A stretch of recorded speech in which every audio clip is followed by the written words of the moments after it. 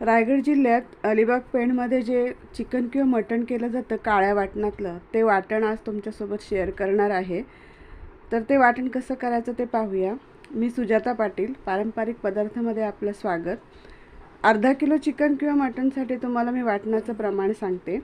त्यासाठी आपण 1 वाटी खोबरं घेतलं आहे, 2 हिरव्या मिरच्या, 5-6 लसूण पाकळ्या, 2 कांदे घेतलेत मध्यम आकाराचे, आल्याचे तुकडे घेतलेत आणि कोथिंबीर.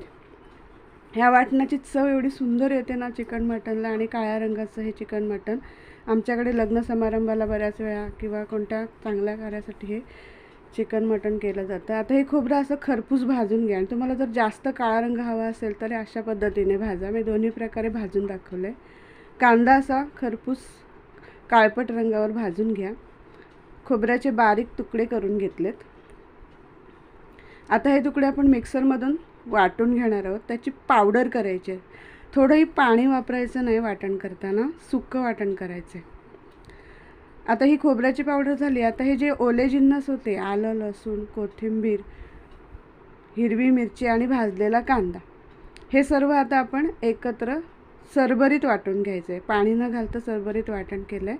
आता बघा, हे आपलं ओलं वाटण आहे, हिरवं, आणि त्याचबरोबर सुक्या खोबऱ्याचं काळं वाटण. आपलं वाटण तयार आहे.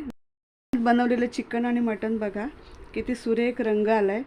तुम्हाला जर हा व्हिडिओ आवडला असेल तर नक्की लाईक, शेअर आणि सबस्क्राईब करा. नवीन असेल तर सबस्क्राईब करा आणि कमेंट बॉक्समध्ये कमेंट देऊन तुमच्या प्रतिक्रिया देखील कळवा. धन्यवाद.